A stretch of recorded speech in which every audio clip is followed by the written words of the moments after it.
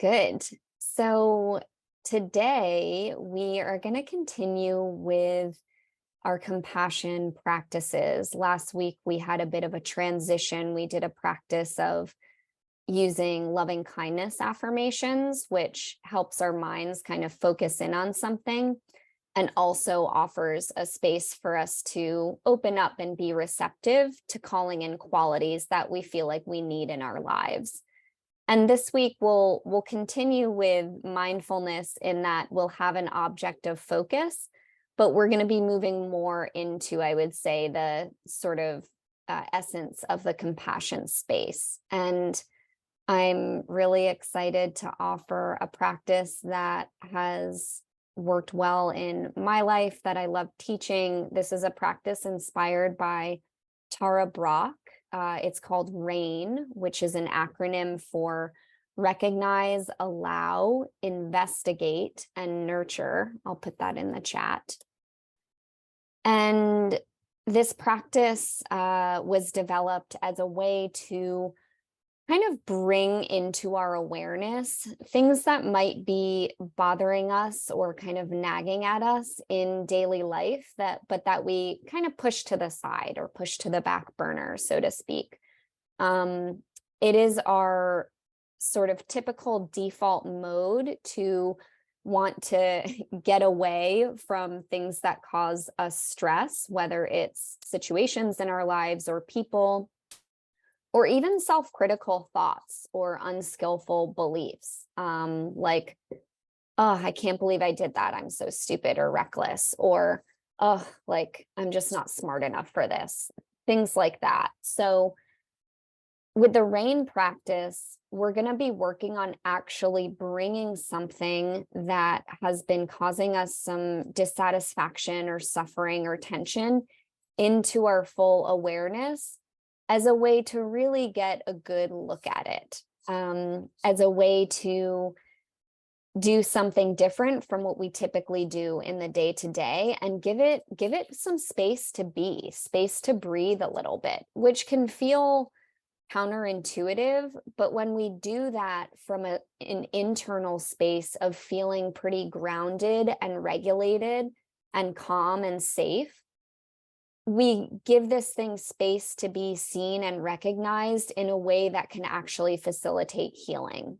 Because once we recognize what it is and kind of see it and sense it for what it is and maybe how it's connected to our lives, then we also can give it what it needs, or give ourselves what we need, whatever phrasing works for you. And that's the nurturing step. So we go into the practice recognizing, like, what's really going on here? What has been on my mind lately that I've kind of pushed away? What's causing me distress? How can I give it some space, plenty of spaciousness to see it and sense it for what it is, and kind of get curious about what it's all about? And then we nurture through a gesture, like placing a hand on the heart, or words of affirmation or coaching, or like soothing words. And in that way, this thing that's been kind of bothering us, we give it the nurturing and compassion that it needs to kind of quiet down. Maybe it doesn't completely go away, and that's okay. We don't have to have that expectation for ourselves, but it's like turning the volume down on it so it's not so loud all the time. It's almost like these things that are kind of weaving themselves throughout our daily lives that we try to avoid. It's like a child or a puppy or something that just like needs some attention. It needs to be seen. It needs to be heard. It needs to be recognized. And once it is, for the distress that it's going through, it kind of just calms down, right? So that's what we're doing. We're not trying to fix anything. We're just allowing it to be, which is actually quite a radical act when it comes to managing things that are causing us distress. So I'm going to actually read a quote before we get started by Tara Brach, because I think it really embodies the essence of what we're doing here. I'll also copy and paste it into the chat for those of you who like that. or if it helps to kind of read along. The way out of our cage begins with accepting absolutely everything about ourselves and our lives, by embracing with wakefulness and care our moment-to-moment experience. By accepting absolutely everything, what I mean is that we are aware of what is happening within our body and mind in any given moment without trying to control or judge or pull away. I do not mean that we are putting up with harmful behavior, our own or another's. This is an inner process of accepting our actual present moment experience. It means feeling sorrow and pain without resisting. It means feeling desire or dislike for someone or something without judging ourselves for the feeling or being driven to act on it. So just a few words on what accepting everything kind of means and some of the caveats with that. And we'll move now into the practice. As usual, we'll start and end with a bell. So I invite you to find a comfortable position for your body, and we'll get started.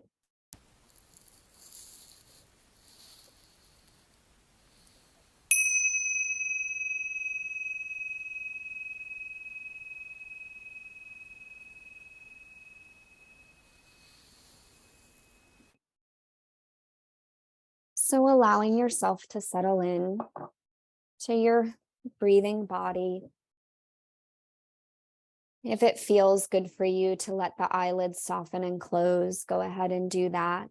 Otherwise, resting a soft gaze somewhere in front of you.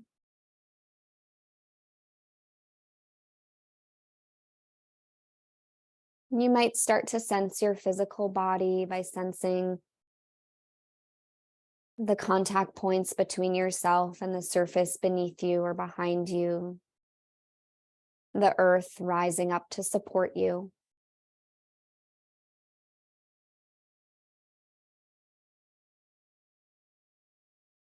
As you continue to settle in, you might notice spaces in your body where you're holding tension, and I invite you to question if you really need to hold tension there.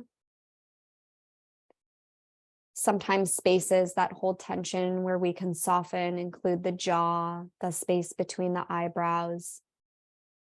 Sometimes this sort of rolling forward of the shoulders if we're seated. So you might just stretch a little bit, allowing the upper back and shoulders to kind of come down in a neutral way down the spine. I like to think of the shoulder blades in seated practice as pieces of ripe fruit, kind of hanging down from a tree branch.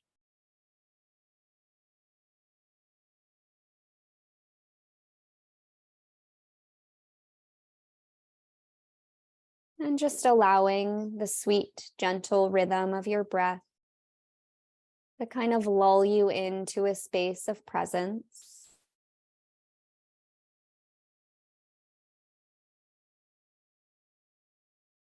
You might even gently hear the breath, if that's a sense that you like to use, or you might feel it in the nostrils or the back of the throat.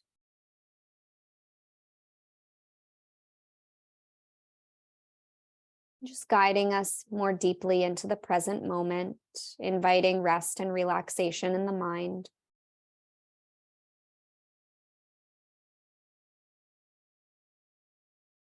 And from this space of grounding, this space of connectedness through the practice that we're all practicing together, I invite you to bring into your awareness something that has been causing some difficulty, tension, pain, or suffering in your life lately. You can trust the first thing that comes to mind if it feels manageable to work with. It doesn't have to be the only thing or the biggest thing happening. It's something that might feel close to the surface. You might even be surprised by what arises.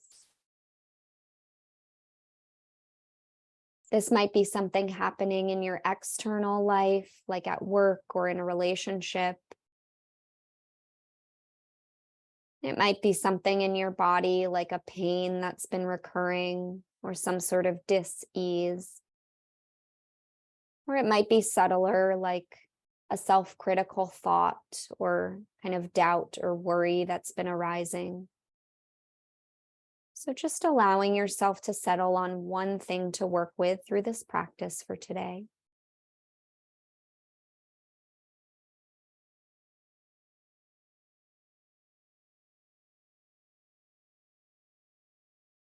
And as we move into the rain practice, the first step is to just recognize, which is what we've been starting to do already. We're recognizing something that might have been on our mind or something happening in our lives lately that's causing some suffering. And it might help to name it if it's a specific thought or emotion, just naming it for what it is. If it's something happening externally, also naming it or kind of giving it a description might be supportive.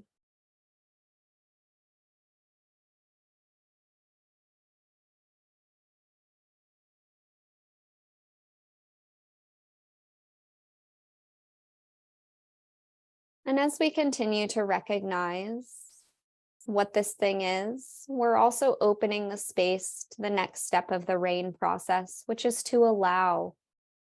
We're allowing this to be in our awareness, in our space.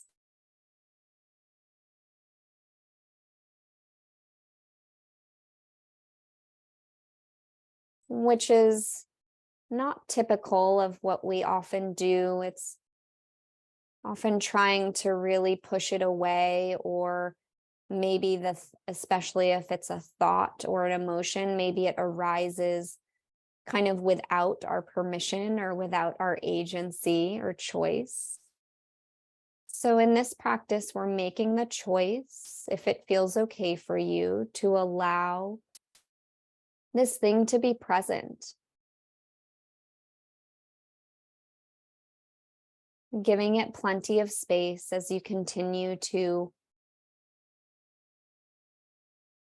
just be with it in your awareness.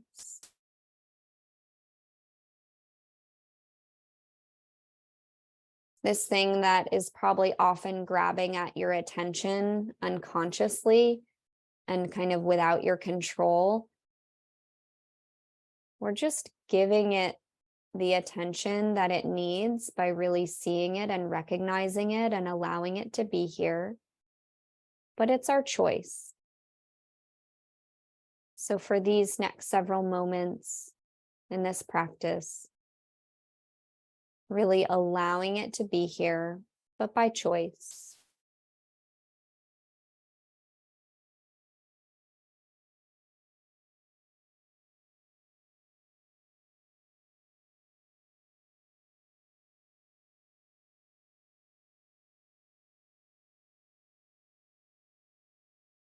This also facilitates this sort of acceptance that this thing is present in our lives or in our awareness.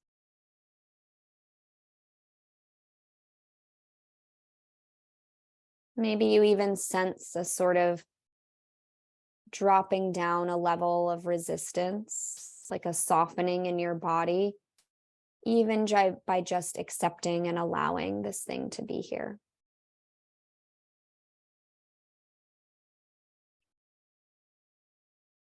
And then from here, we open into the third step of rain, which is to investigate with curiosity and care.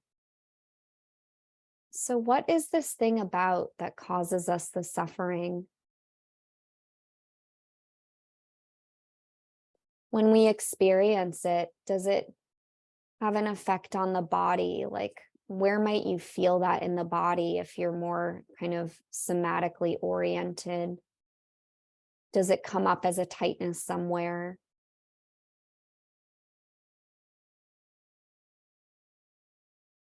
If it's part of something external, is it linked to anything else in your life? Is there sort of a recurring or deeper theme involved in this thing? What might it be connected to? These are just possible questions to investigate, but allowing and trusting your mind to kind of go in and just see, what is this all about?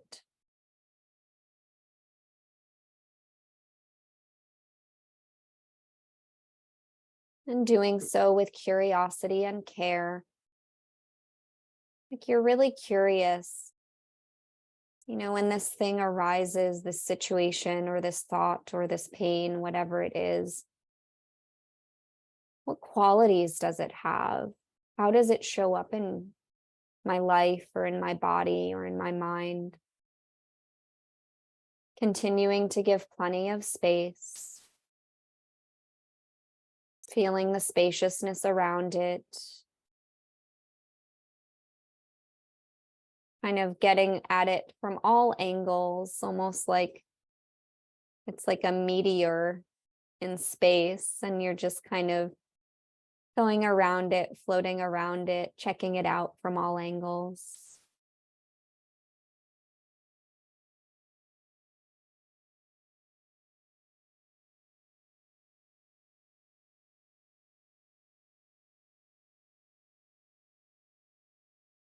What effect does it have on you in your life?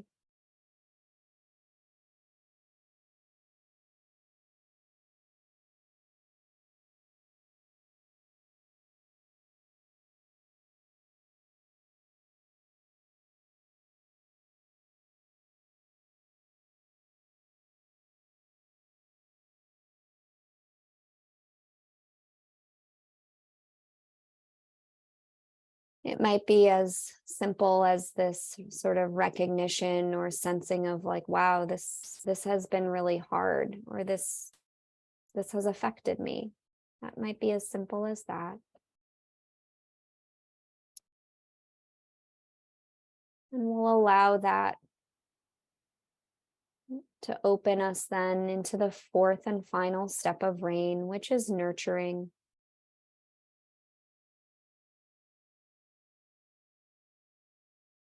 So knowing what you know now about how this thing, this point of tension, whatever it is that you brought into this practice, how it's affected you, how it operates, how it moves.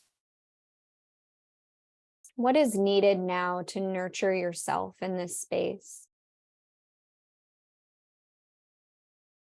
That might be feeling like a gesture, like placing hand at heart center, feeling that sense of warmth toward your heart, tenderness toward yourself. It might be giving yourself a gentle hug, or words or affirmation. Even a sense of coaching might come up, like, it's okay, sweetheart. I see you. I know you've been in pain.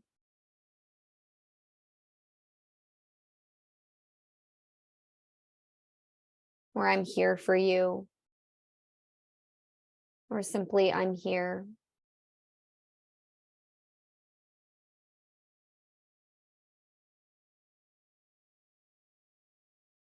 It could be sort of words with more dynamism if motivation is needed, like, I know you can do this. You can make it through. Healing will come. Just something that your very wise, compassionate self can offer, to offer soothing, like a medicinal balm to any suffering that's been happening, and to offer wisdom, having gained this perspective of, more holistically how you're affected by this point of tension or suffering.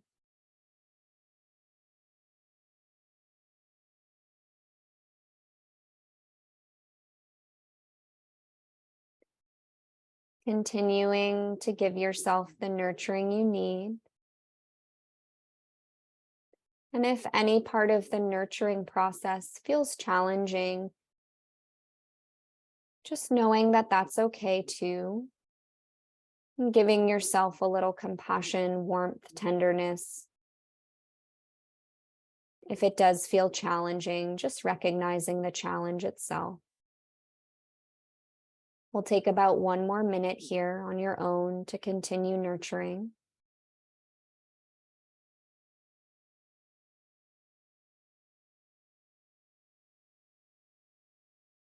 Really trusting yourself to give yourself what you need. Whatever arises, arises.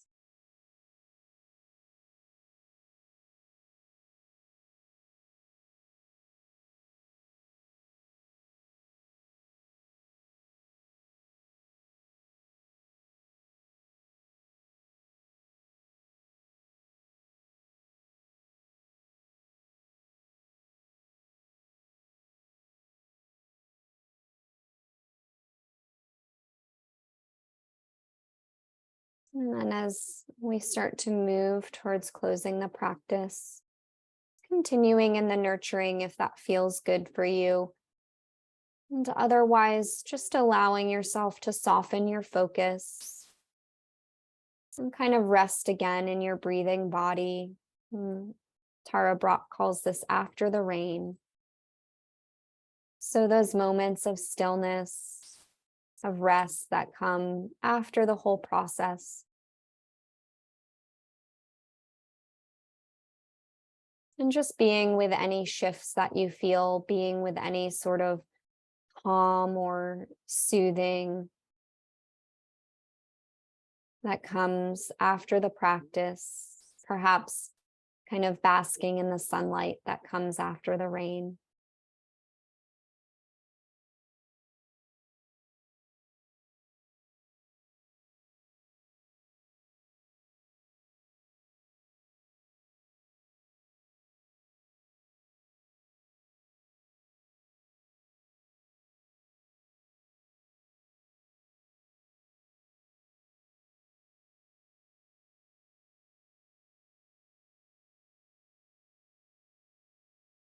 And then tuning once again into the physicality of your breathing body. So noticing, your body and space supported by the surface beneath you or behind you. You might notice temperature of the air in the room, the rise and fall of the breath. Rhythmic, comforting, consistent.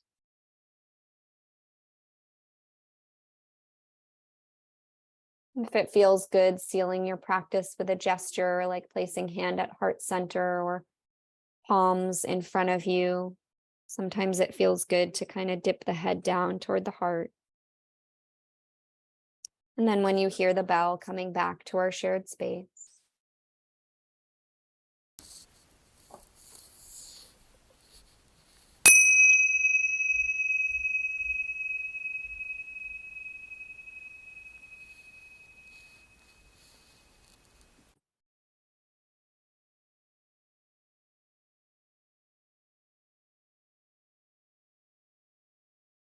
Yeah, it's amazing what happens it's like something that feels like it's kind of attacking us all the time. That's how I experience things that I dwell on. I mean, it's just like always ready to come at me, whatever space I give it. And to flip the switch and be like, I'm going to invite this in fully, but I'm going to do it in a way that actually feels constructive. That can make a huge change. So I'm glad you experienced that. Yeah, someone direct messaged me about how powerful an exercise this is for gaining perspective. Definitely took the practice outside, and the combination of your guide with the spring day was very soothing. Oh, I'm glad. That's great. Always like tune into sensation. I love just going outside and feeling the sunlight to kind of invite me into that emotional warmth that I'm trying to invite in myself. It reminded me of that. That was amazing. I feel lighter and calmer and happily focused and empowered. Amazing. I love that.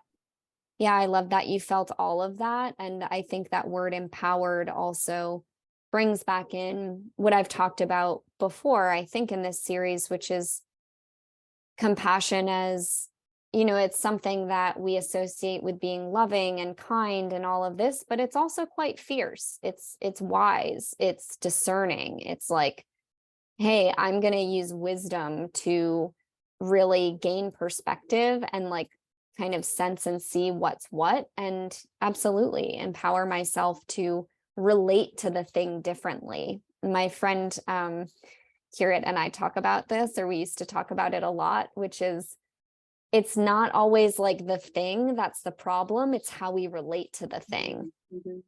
And then by relating to it differently, we grow our capacity to actually shift and change things. So this is what we want to be working towards.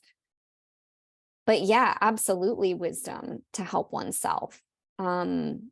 Yeah, how can we be super wise, discerning, and kind to ourselves and kind of transform then how we are in the world?